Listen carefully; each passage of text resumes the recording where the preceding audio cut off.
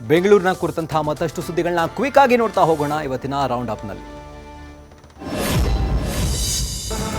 ಕಾರಿನ ಬ್ಯಾನೆಟ್ಗೆ ಬೈಕ್ ಸವಾರ ಒದ್ದು ಉದ್ದಟತನ ತೋರಿರೋ ಘಟನೆ ಜಕ್ಕೂರು ಬಳಿಯ ಶ್ರೀರಾಂಪುರ ವಿಲೇಜ್ ಬಳಿ ನಡೆದಿದೆ. ಯೂಟರ್ನ್ ಮಾಡುವ ವೇಳೆ ಕಾರು ಚಾಲಕ ಹಾಗೂ ಬೈಕ್ ಸವಾರನ ನಡುವೆ ಕಿರಿಕ್ಕಾಗಿದೆ. ಕಾರನ್ನ ಫಾಲೋ ಮಾಡಿಕೊಂಡು ಬಂದ ಬೈಕ್ ಸವಾರ ಕಾರಿಗೆ ಅಡ್ಡ ಹಾಕಿ ಬ್ಯಾನೆಟ್ಗೆ ಒದ್ದು ಕಾರು ಚಾಲಕನಿಗೆ ಬೈದು ಪರಾರಿಯಾಗಿದ್ದಾನೆ. ಈ ದೃಶ್ಯ ಕಾರಿನ ಡ್ಯಾಶ್ ಕ್ಯಾಮೆರಾದಲ್ಲಿ ಸೆರೆಯಾಗಿದೆ.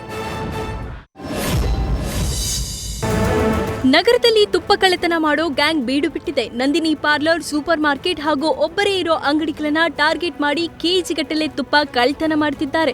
ಒಂದು ತಿಂಗಳ ಹಿಂದೆಯಷ್ಟೇ ಕೆಂಗೇರಿ ಕೊಮ್ಮಘಟ್ಟ ನಂದಿನಿ ಪಾರ್ಲರ್ನಲ್ಲಿ 15 ಕೆಜಿ ತುಪ್ಪ ಖರೀದಿಸಿ ಕದೀಮ ಎಸ್ಕೇಪ್ ಆಗಿದ್ದ.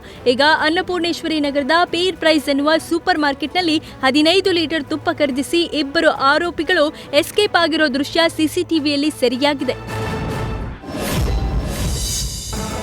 ರಾಬರಿ ಮಾಡುತ್ತಿದ್ದ ಕುಖ್ಯಾತ ಕಳ್ಳರನ್ನ ಪುಲಿಕೇಶಿನಗರ ಪೊಲೀಸರು ಬಂಧಿಸಿದ್ದಾರೆ. ಮೊಹಮ್ಮದ್ ಜಬೀರ್, ರಿಯಾನ್ ಬಂಧಿತ ಆರೋಪಿಗಳಾಗಿದ್ದು ಇಬ್ಬರ ವಿರುದ್ಧ ಹಲವು ರಾಬರಿ ಪ್ರಕರಣಗಳು ದಾಖಲಾಗಿವೆ. ಮೊಹಮ್ಮದ್ ಜಬೀರ್ ಮೇಲೆ ಈ ಹಿಂದೆ ಕೊಲೆ ಪ್ರಕರಣ ಕೂಡ ದಾಖಲಾಗಿತ್ತು. ಬಂಧಿತ ಆರೋಪಿಗಳಿಂದ 60,000 ಬೆಲೆ ಬಾಳುವ ಒಂದು ದ್ವಿಚಕ್ರ ವಾಹನ ವಶಕ್ಕೆ ಪಡೆಯಲಾಗಿದ್ದು ಆರೋಪಿಗಳನ್ನ ಜೈಲಿಗೆ ಹಾಕಲಾಗಿದೆ.